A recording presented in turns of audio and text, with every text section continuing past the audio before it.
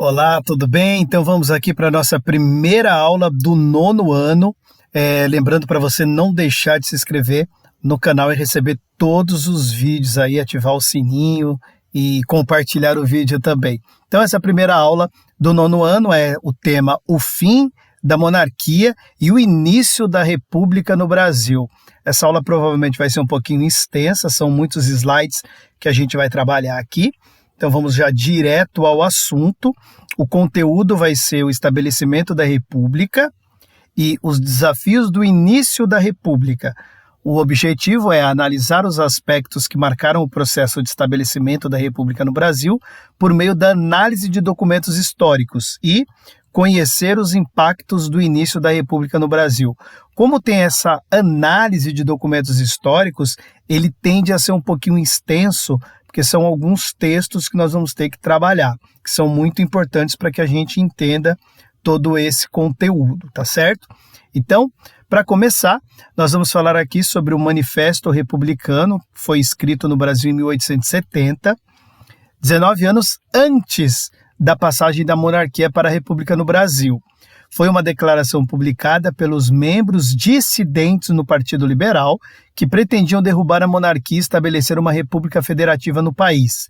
Então vamos ler e analisar juntos alguns trechos desse documento histórico para posterior responder a alguns questionamentos que você vai ver provavelmente aí com o seu professor. Então é muito interessante que a gente vê, são 19 anos antes que acontece esse manifesto da proclamação da República.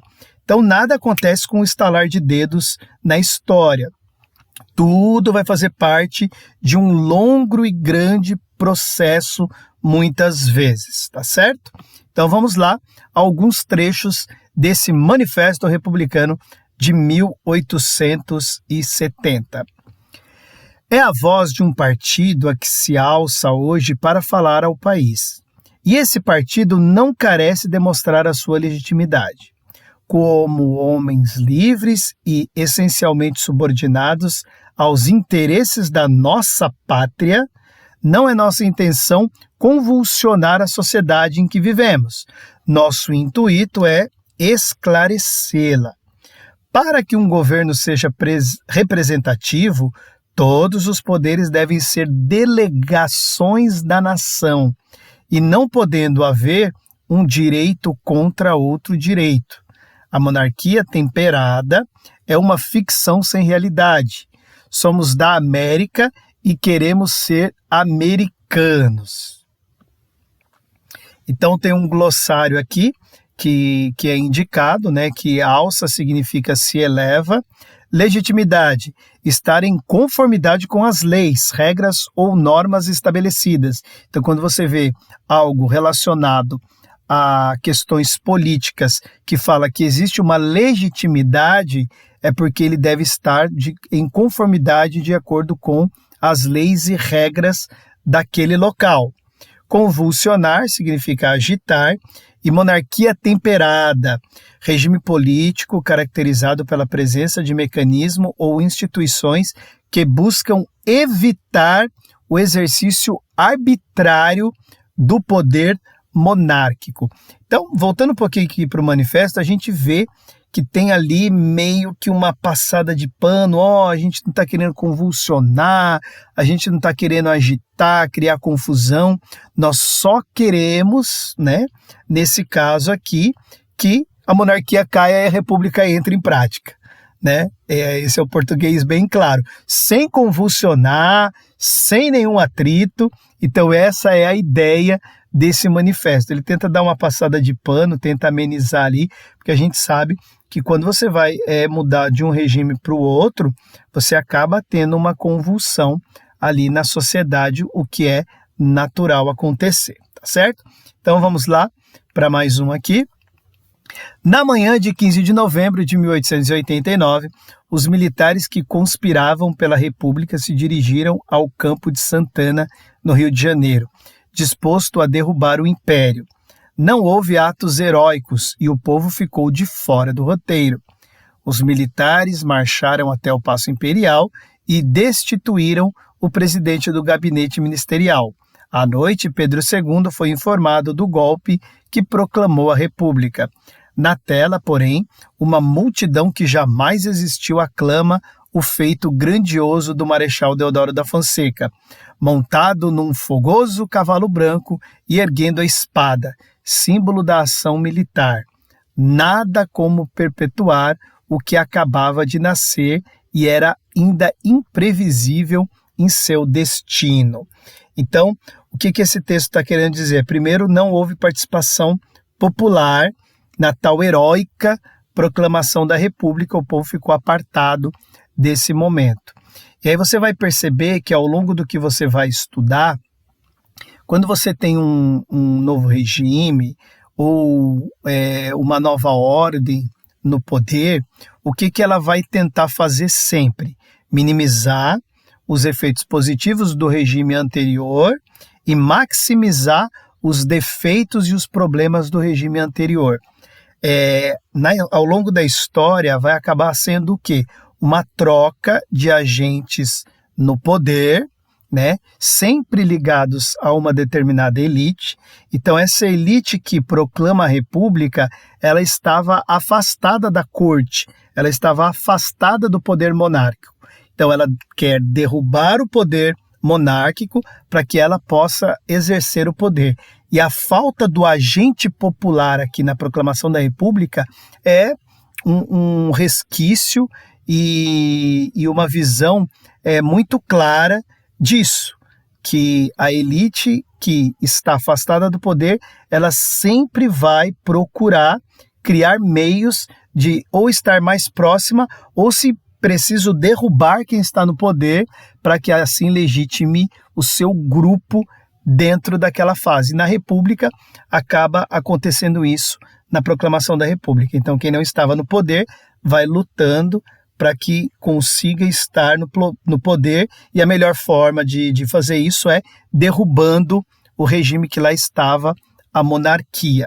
Então essa foto que foi mencionada aqui, a gente pode ver nesse slide agora, lá, Proclamação da República de Benedito Calixto, de 1893, mostra Marechal Deodoro da Fonseca no centro da representação, juntamente com o segundo presidente da República, Floriano Peixoto, erguendo seus chapéus. Tá? E aqui do lado tem também aqui Proclamação da República no Campo de Santana, de Eduardo de Sá, de 1889. O interessante é que essa aqui do Benedito Calixto é de 1893, né? Já é de alguns anos ali após a proclamação da República. E aí, o que acontece? Entrou um novo sistema, os republicanos, proclamou a República, é preciso construir uma narrativa positiva de tudo que aconteceu. E aí o que vai acontecer? Vai lá atrás buscar pessoas que lutaram ao longo da história para que a República fosse o sistema aqui no Brasil, para que a monarquia caísse, porque era um regime injusto. E aí você vai lá atrás, por exemplo, e você pega a figura de Tiradentes, né? Que é lá atrás, em 1792, que ele tem um grande destaque. E aí você pega uma série de figuras, exalta esses nomes para serem referências históricas da República. Então é preciso criar toda uma narrativa para que você dê ali legitimidade a tudo que vai passar a acontecer e tudo que está acontecendo. E aí você vai juntando os cacos, juntando quebra-cabeça para montar a história bonitinha de acordo com o que você, republicano, deseja, tá certo? Então, falado isso, vamos seguir o slide aqui. Próxima página vai trazer um outro trecho aqui para a gente analisar. Em frase que se tornou famosa, Aristides Lobo, o propagandista da República, então precisa de uma propaganda, manifestou seu desapontamento com a maneira pela qual foi proclamado o novo regime.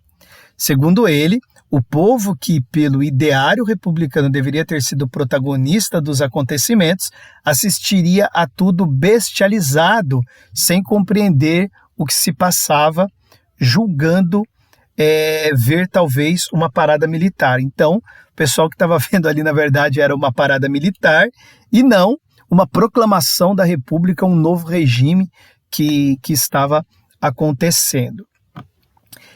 Esse próximo slide vai trazer também uma matéria de um jornal da época, Brasil Agora República. Jornais relatam entusiasmo e delírio indescritível da população com o novo regime. Então vamos ver aqui, ó. Ontem mesmo, a maioria das províncias brasileiras, agora denominadas estados, tomou conhecimento da proclamação da República. Com a menor brevidade possível, foram enviados seguidos informes para o hinterland brasileiro, hinterland, território afastado do litoral, assim que progrediam os acontecimentos. Ao mesmo tempo, chegavam à capital do país relatos sobre a repercussão da Revolução Vitoriosa. Então, vamos ver aqui como que foi em determinadas localidades a repercussão da proclamação da República. Graças ao telégrafo, a cidade do Rio de Janeiro ficou sabendo do teor do noticiário de jornais dos estados sobre as manifestações populares pelo advento da nova era da nossa pátria. Entre os paulistas, a notícia da proclamação não causou entusiasmo, mas sim um delírio indescritível, conforme noticia o diário A Província de São Paulo. Em Ouro Preto, é grande a euforia pela inauguração da nova era de concórdia, enquanto na Bahia, o povo aglomerado nas portas dos jornais pedia pormenores sobre o acontecimento, queriam ali saber o que exatamente estava acontecendo. Já em Porto Alegre, a Revolução Patriótica provocou grande satisfação, e em Maceió, a população acha-se satisfeita e aplaude o advento da República. Na cidade de Curitiba, não foi menor a euforia, e no Recife, a população acha-se calma. Informou-se, entretanto, que no estado da Bahia há, por parte do governo local, resistência ao novo regime. Tá? Então, esses aí foram alguns dos noticiários da época, a maioria, como a gente vê, apoiando aí a proclamação da República, e aí a gente pode analisar depois se os proprietários desses jornais, eles faziam parte dessas pessoas que, na verdade, eram contrárias à monarquia e não estavam ali, na verdade, próximas ao poder. Próximo slide, a gente vai tratar agora de uma obra, né, de Machado de Assis, que retrata esse período histórico, então vamos a ela. A obra Esaú e Jacó, de Machado de Assis, se passa na época da mudança da monarquia para a República no Brasil. O autor foi um dos mais importantes escritores brasileiros da passagem do século XIX para o século XX. Na obra publicada em 1904, o personagem Conselheiro Aires, diplomata e morador do Rio de Janeiro, caminha pela Rua do Ouvidor, no centro carioca, e observa pessoas gritando palavras como Deodoro, batalhões, campo, ministério, etc. Algumas, ditas em tom alto, vinham acaso para ele a ver se lhe despertavam a curiosidade e se submetiam mais uma orelha às notícias. Não juro que assim fosse, porque o dia vai longe e as pessoas não eram conhecidas. Então, olha que espetacular que é e pode ser o nosso estudo, né? A gente vai lá beber de uma fonte literária, a gente vai em Machado de Assis, o maior escritor brasileiro, né? Desculpe os outros, né? Particularmente falando, o maior escritor brasileiro, e a gente vai dessa fonte literária, né? De uma obra teoricamente fictícia e que busca elementos ali da realidade para mostrar hoje para nós em 2024 uma realidade que acontecia ali, essa obra que foi publicada em 1904. Então, é muito interessante como a literatura ela pode nos ajudar a compreender momentos históricos. Continuando. Quando Aires saiu do passeio público, suspeitava de alguma coisa e seguiu até o Largo da Carioca. Poucas palavras e sumidas, gente parada, caras espantadas, vultos que arrepiavam o caminho, mas nenhuma notícia clara nem completa. Na Rua do Ouvidor, soube que os militares tinham feito uma revolução. ouviu descrições de marcha e das pessoas e notícias desencontradas. Voltou ao largo, onde 3 tilburies o disputaram. Ele entrou no que lhe ficou mais à mão e mandou tocar para o catete. Então aqui, tilburies refere-se a um tipo de carruagem utilizada no século XIX, especialmente nos meios urbanos. Era um meio de transporte mais ágil em comparação a outros da época. Então olha lá, vamos seguir aqui. Não perguntou nada ao cocheiro. Este é que lhe disse tudo e o resto. Falou de uma revolução, de 2 ministros mortos, um fugido, os demais presos, o imperador capturado em Petrópolis, vinha descendo a serra. Aires olhava para o cocheiro, cuja palavra saía deliciosa de novidades.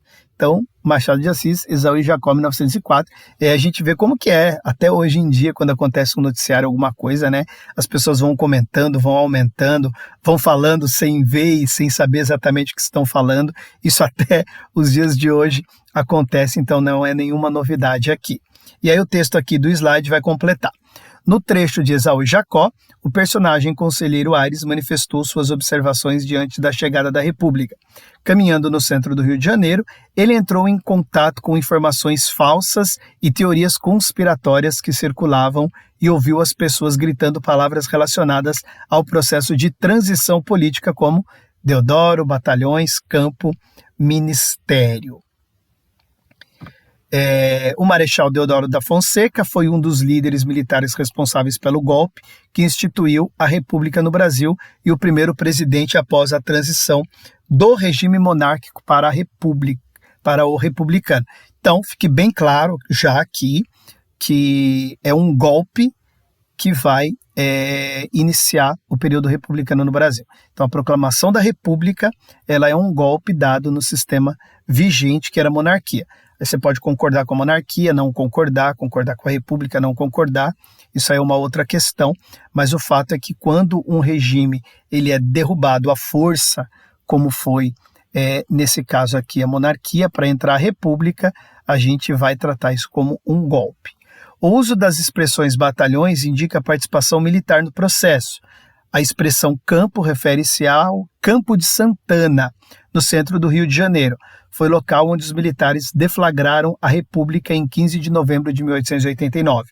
O uso da expressão ministérios está relacionado ao evento do processo de mudança na organização da lógica governamental, certo?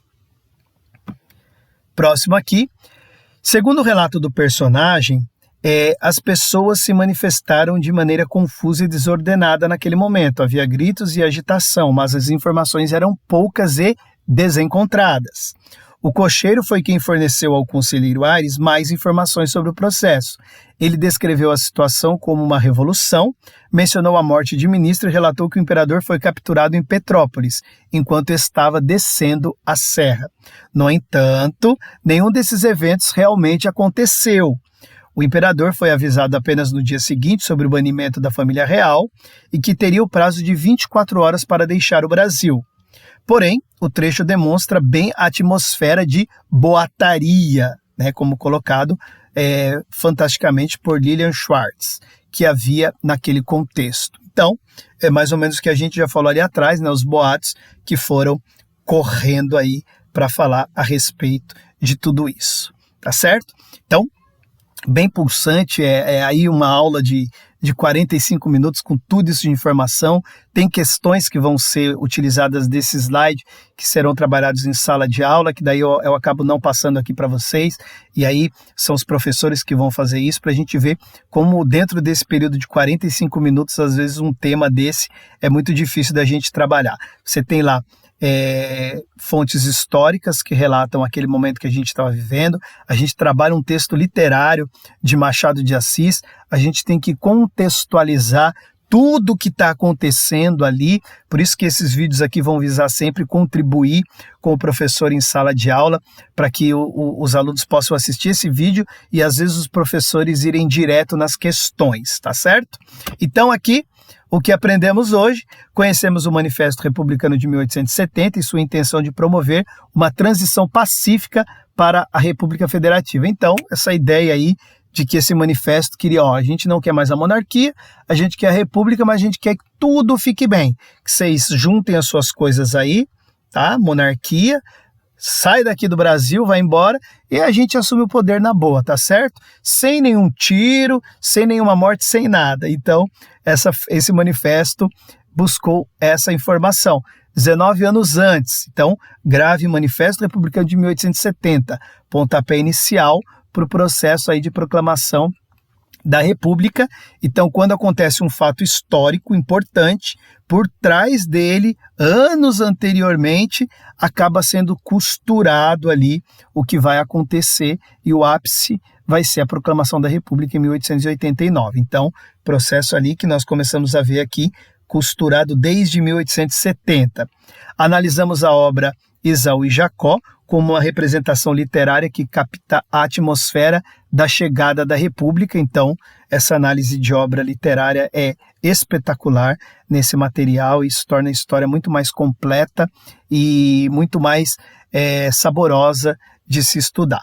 Exploramos diferentes manifestações em várias regiões do Brasil em resposta à proclamação da República. Então, quando a gente foi vendo ali como foi a repercussão ali em Porto Alegre, em Curitiba, na Bahia, em São Paulo, como que as pessoas foram recebendo a informação da proclamação da República. Tá certo? Então, espero que tenham gostado. Até a aula 2, o próximo vídeo aqui do 9º ano, no canal Ale Moraes Veículos da História. Então, se você não está inscrito, se inscreva no canal e compartilhe esse vídeo com os seus amigos, com os seus alunos e com os seus colegas professores. Forte abraço, fiquem com Deus. Tchau, tchau.